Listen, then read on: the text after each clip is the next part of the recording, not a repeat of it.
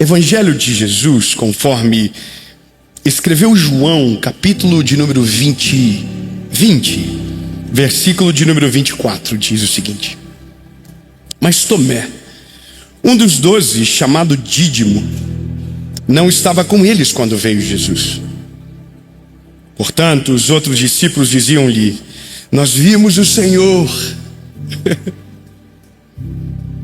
Mas ele disse-lhes: A não ser que eu veja em suas mãos a marca dos cravos, e não puser o dedo na marca dos cravos, e não puser a minha mão no seu lado, eu não crerei. E 8 dias depois, estavam outra vez os seus discípulos dentro, e com eles Tomé. Então, Jesus chegou. Eu estou apaixonado por Chapecó. Agora, sério, não vou fazer média não, mas vocês já estão pegando fogo já. Olha, se um dia a série for gravada na sua cidade, saiba, será difícil superar. Irmão, vocês já estão entendendo no versículo. Eu não falei nada, eu só disse que ele chegou. E ele chegou estando as portas fechadas e ficou no meio e disse: Paz seja convosco. Então ele disse para Tomé: Põe aqui o teu dedo. Maravilhoso, né? Não sou só eu que sou apaixonado por ele, é só eu que fico. Eu ia falar: Próximo. Queria ver também. Imagina.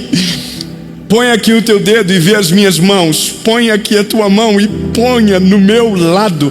Não sejas incrédulo, mas crente.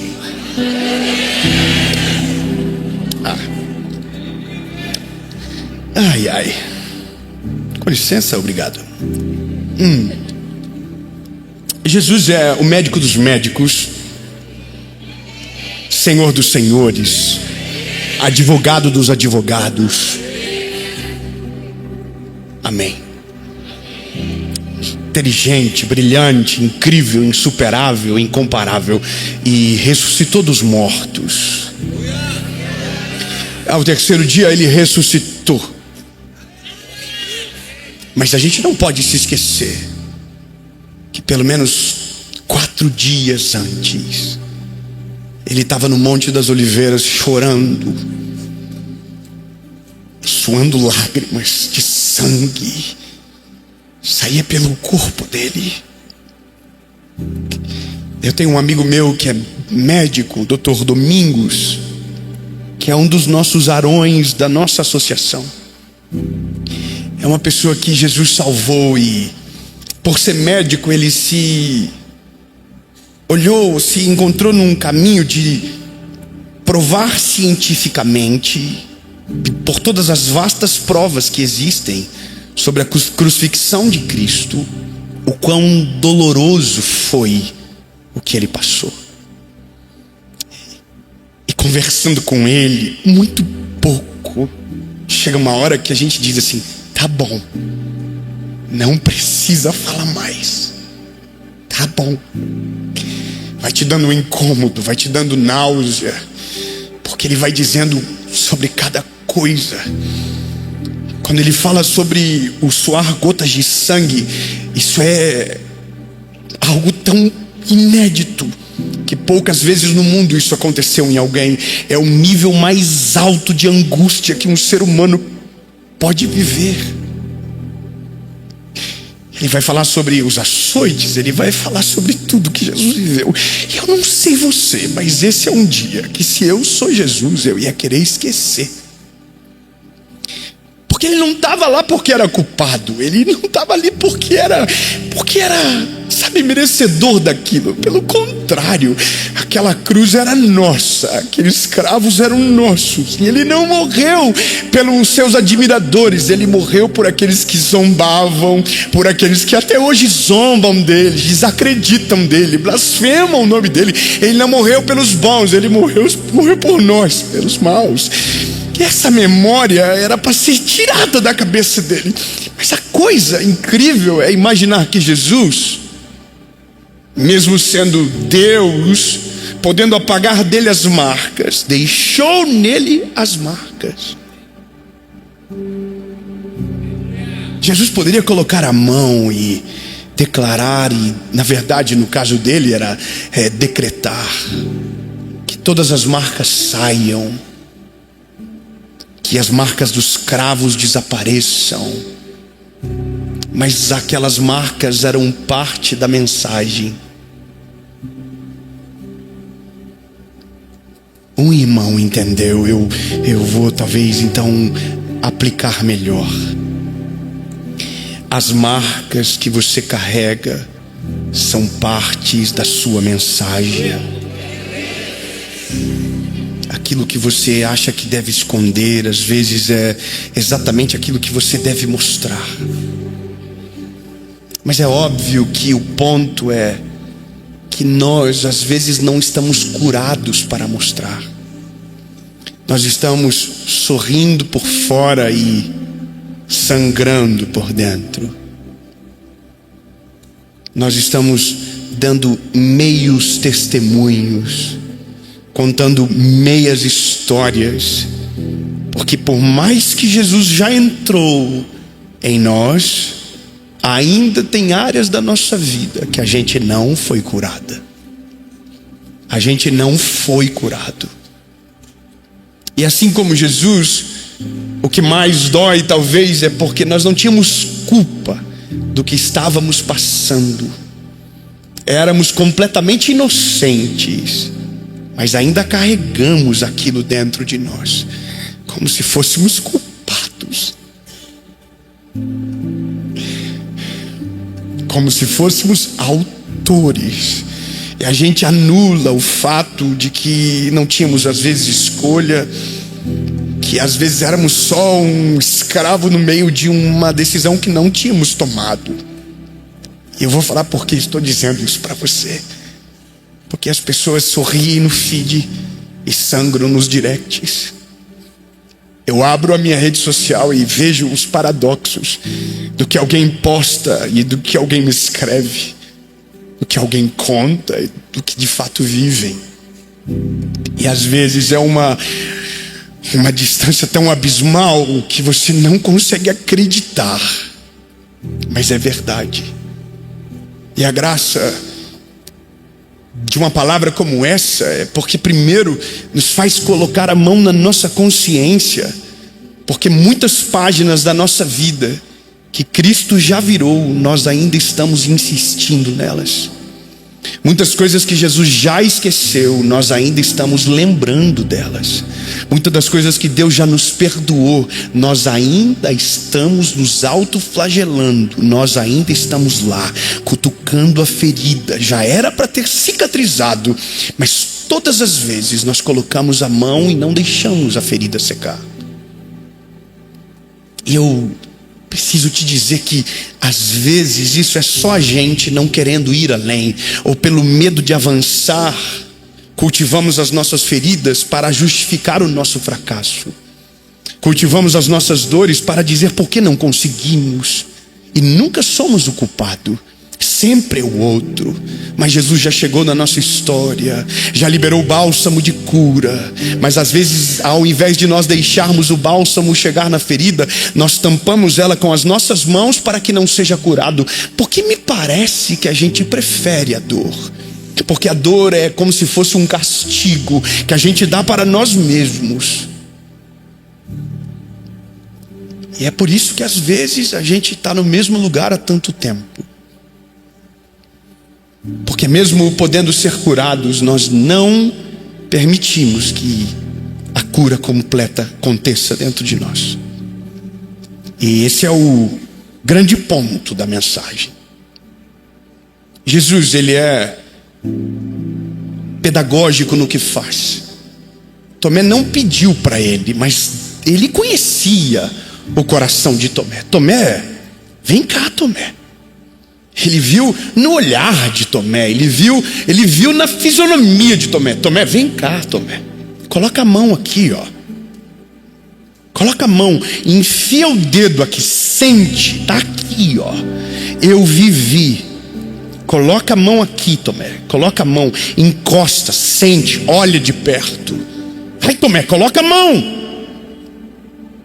Imagino Tomé com medo de, quando encostar, machucá-lo novamente.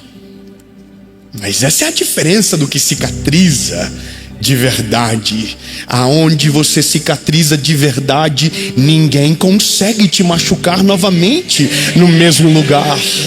Aonde você é curado 100%, nunca mais serás ferido naquela área, porque ali você já venceu, ali você já superou, ali você já está em outra estação. Vão tentarão de fato, mas não conseguirão, porque aquilo que cicatriza se torna mais resistente do que quando foi ferido pela primeira vez. Por isso que cicatrizes não se esconde. Cicatrizes são testemunhos vivos de alguém que passou, suportou e venceu.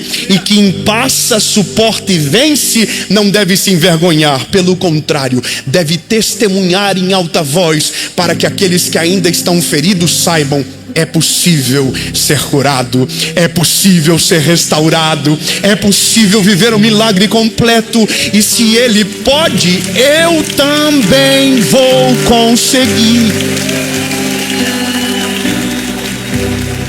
É maravilhoso, porque eu sei do que eu estou te falando, porque eu tenho feridas que já foram muito grandes e que já estiveram abertas.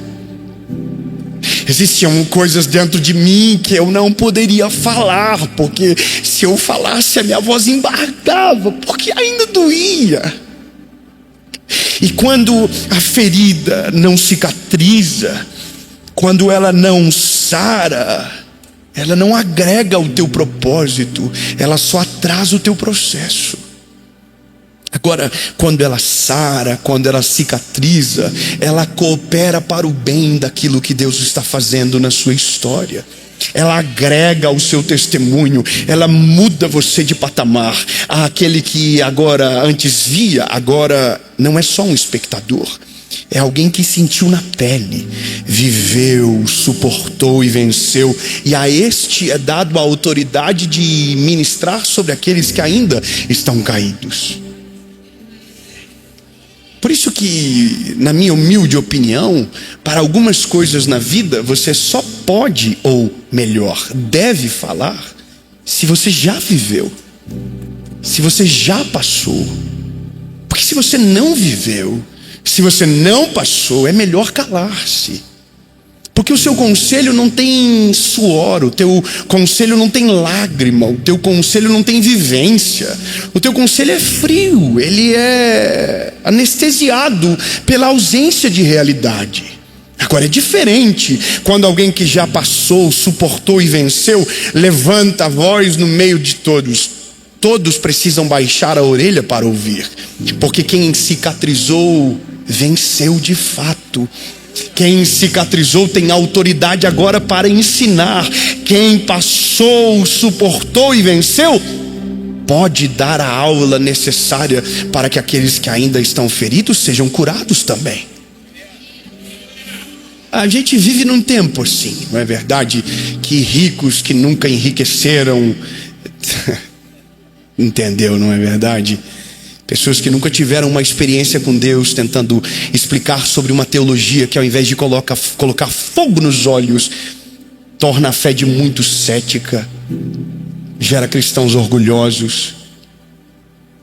Quantos que tentam falar do que vivem e são envergonhados pela sua própria história? Quantos? E aqui entra o cerne de tudo. Ser ferido não é opcional, vai acontecer.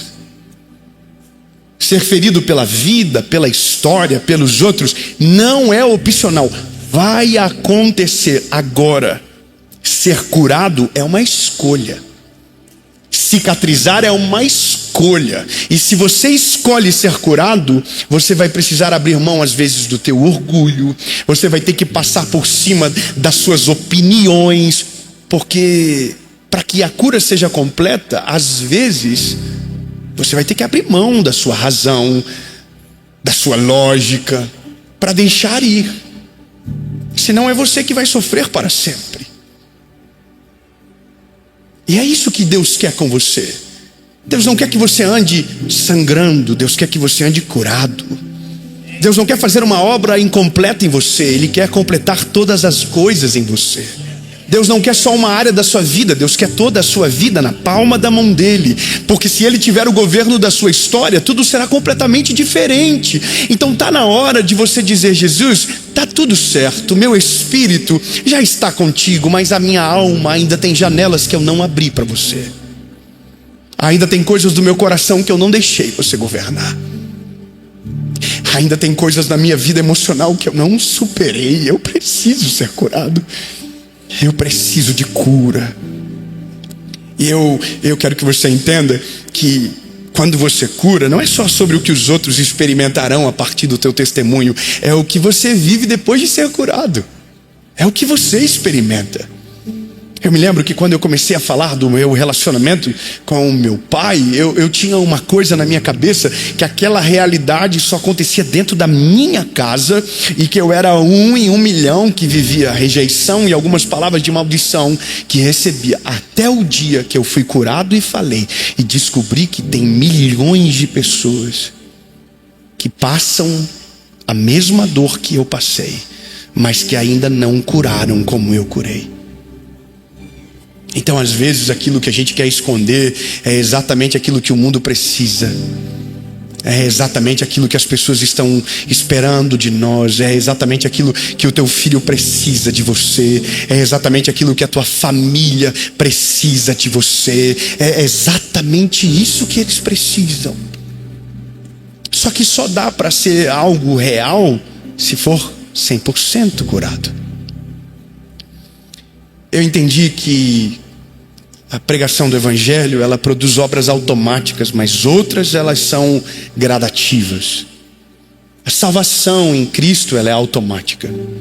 Você reconheceu Cristo como Salvador e então você está salvo pela graça que há em Jesus, e você se arrependeu dos seus pecados e essa obra está completa. Mas lá na nossa alma ainda tem tanta coisa que precisa ser curada. Você já aceitou Jesus, mas ainda não entendeu que está na hora de construir uma família, porque foi machucado pela sua família. Você já aceitou Jesus, mas ainda não conseguiu progredir nos seus negócios, porque você é traumatizado. E o traumatizado, ele não é alguém curado, ele é alguém que ressente sem resolver. Ele só ressente. Engraçado, eu tive uma experiência com o Noah essa semana.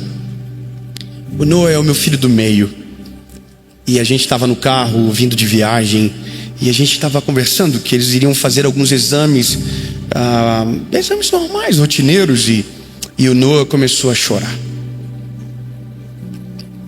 Enquanto o João e a Serena estavam brincando normalmente, ele começou a vivenciar de maneira antecipada aquilo. Só que o Noah já mostrou alguns sinais que para algumas coisas ele sofre sem necessidade. Então ele tem medo de algumas coisas que os irmãos dele não têm medo. E a gente não sabe qual foi o momento que alguma coisa aconteceu dentro do coraçãozinho dele, que para algumas coisas ele trava. E aí eu falei para ele dentro do carro: filho, o pai vai orar por você.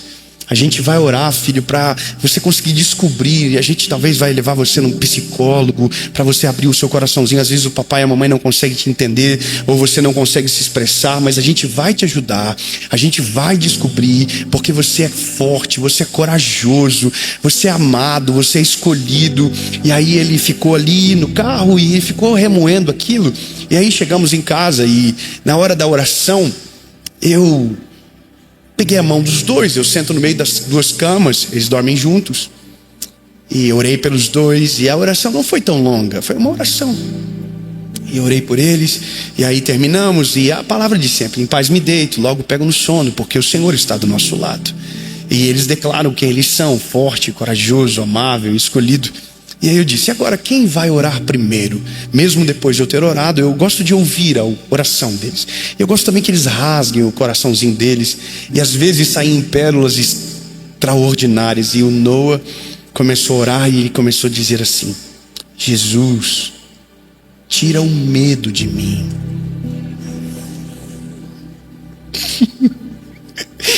Jesus, eu declaro agora que o medo de piscina, que o medo de tomar pique, que o medo de montanha-russa vai sair de mim agora. E eu fui tomado por uma presença de Deus e levantei a mão sobre ele e comecei: Jesus, eu concordo com a oração do Noah. Eu declaro no nome de Jesus, Senhor, que o Noah é esse garoto forte, corajoso, amável, escolhido, e ele vai romper. E aí orei por ele e choramos juntos, abracei ele. E sabe de uma coisa engraçada? Eu não sei o que gerou, mas alguma coisa aconteceu. E às vezes eu sou o culpado e não sei. Mas quando a gente expõe a ferida na presença de Jesus, não é para sermos feridos novamente, mas é para sermos curados de maneira completa. Quando nós expomos a nossa ferida para Ele, não é para ser ressentido naquilo que já nos feriu, é para ser curado, limpo, purificado. Aí o João começou a orar, e a oração do João não foi pela vida dele, foi pelo irmão dele. Jesus, tira o medo do Noah. Irmão, eu vou te falar uma coisa. Se nós olharmos para a pureza de uma criança que consegue expor a sua vulnerabilidade e pedir o milagre completo, doenças, feridas abertas na nossa alma serão curadas a um passo de uma oração, de uma ligação no telefone, de uma palavra liberada. E eu vou te falar, às vezes é muito mais simples do que a gente imagina. A gente está com medo porque vai ter que ter antibiótico, porque o tratamento vai ser longo. E às vezes é só você dizer: Jesus está aqui, me feriu, mas nunca mais vai ter autoridade sobre a minha vida, nunca mais vai determinar sobre as minhas escolhas, nunca mais. Aqui, Jesus está aqui, ó.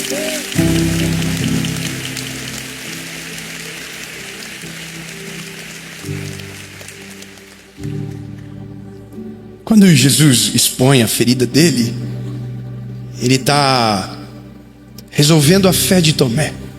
Não que precisasse provar nada para ninguém, é porque Jesus, meu Deus, qual é a chance de ele ter que provar alguma coisa para mim e para você? Mas as nossas feridas, elas não são para os outros. As nossas feridas cicatrizadas, elas até abençoam os outros, mas elas são muito mais para nós do que para o outro. Algumas coisas da nossa vida são memoriais eternos que permanecerão lá, curadas, mas permanecerão lá. Eu já falei isso milhares de vezes, mas falo novamente. Eu hoje sou um pai muito diferente de quando o meu primeiro filho nasceu, de quando o João nasceu. Eu já tive vários papos cabeças com o João, assim, de falar: filho, o pai errou com você nisso, e o pai aprendeu quando veio Noah, e o pai aprendeu mais quando veio a Serena. E aí a gente tem que refazer alguns caminhos, assim, de pedir perdão, de lembrar de algumas histórias, de colocar a mão em pontos sensíveis, mas sempre com o objetivo de curar. Mas de fato hoje eu agradeço a Deus por não esquecer. Eu agradeço a Deus porque passei e venci, porque o que demorou anos para mim se tornou comum aos meus filhos desde quando eles chegaram. Quando a gente entende o sentido das feridas após cicatrizarem, a gente não é a vítima, a gente se torna integrante daquela decisão que tomamos. Então, ressignificamos aquilo de verdade, sabe? Então, eu olho para o meu pai hoje, tentando ir atrás do prejuízo, levando os meus filhos para passear, brincando com eles no chão e brincando de carrinho com eles, e eu faço tudo isso e ainda não sou vô. Eu já faço isso. Ou seja, algumas feridas que aparentemente era para nos destruir se tornam memoriais que nos defendem no futuro, que vão defender você de decisões equivocadas, que vão defender você de decisões que podem destruir a sua vida. Eu peguei meu telefone e eu salvei algumas coisas, sabe? Eu escrevi aqui: feridas escondidas viram prisões disfarçadas na nossa alma. Agora, quando nós colocamos ela na presença de Deus, quando nós falamos aquilo que nos dói, aquilo que ainda nos causa, então nós começamos o processo de cura completa e genuína. E nesse processo de cura, a gente encontra propósito, a gente encontra caminhos novos, a gente se liberta, a gente começa a ver horizontes que antes não enxergava. Mas o ponto é que a maioria de nós, às vezes, não fomos curados, porque ao invés de mostrar as cicatrizes, ainda estamos mostrando as feridas para as pessoas erradas. E pessoas erradas aumentam o tamanho da nossa ferida, ao invés de serem instrumentos de Jesus de cura para a nossa história. É muito sério o que eu estou falando para você. Quando você for mostrar algo, só mostre depois de cicatrizado, porque senão, talvez você vai ter mais dor aonde já estava prestes a curar. E esse é o temor que invade o nosso coração. É porque às vezes nós estamos compartilhando as nossas feridas para as pessoas erradas, e aquilo que deveria já estar curado há muito tempo ainda está aberto, porque ao invés da gente curar, a gente cultivou. E eu vou ser prático naquilo que eu vou dizer para você. A vida, ela é duro o que eu vou dizer. Mas às vezes nós atraímos para perto de nós as pessoas que sofrem com as nossas mesmas dores, com as nossas mesmas frustrações. Então a gente não experimenta a cura, porque ao invés de buscar a cura, a gente busca cultivá-las e dividir a culpa. É como se fosse grupos de aceitação, grupos de pessoas frustradas com a família, grupos de pessoas frustradas com os pais, grupos de frustração. Grupos de frustração só aumentam a ferida, não geram cura. Se você quer ser curado de alguma área da sua vida que ainda está doente, procure alguém que já foi curado aonde você precisa de cura, não o contrário. Porque se você se assentar com aquele que ainda está ferido, talvez, só talvez, ao invés de ser curado, você vai aumentar ainda mais a ferida que há dentro de você. Mas existe um que, quando você apresenta as suas feridas, cura você de verdade por completo.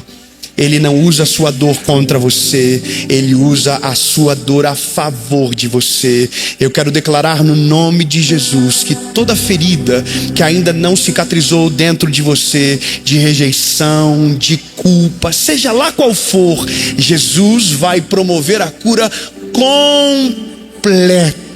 E você vai ser curado, você vai ser livre, você vai ser completamente curado. E aonde havia dor, agora haverá um testemunho. Aonde havia incertezas, agora haverá uma lição de vida poderosa que servirá de cura para aqueles que te amam, para aqueles que estão ao seu lado, para aqueles que foram feridos no mesmo lugar. E através de você, o Senhor vai produzir cura para aqueles que ainda estão feridos à beira do caminho. Em nome de Jesus, amém. Aleluia! Aleluia! Até a hora que você vai chegar até alguém e vai dizer: pode colocar a mão, não dói mais. Você não pegou, eu vou falar de novo. Até a hora que você puder falar em alto e bom tom: não dói mais. Aleluia. Eu quero declarar isso para você receber.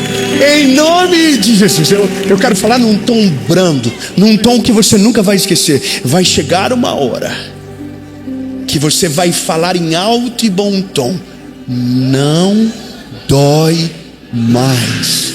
Acabou, passei, venci e cooperou para o bem da minha vida. Não dói mais. Doeu um dia, mas foi curado, cicatrizou e hoje é cura para mais pessoas. Já me fez chorar, mas hoje é o motivo da minha alegria.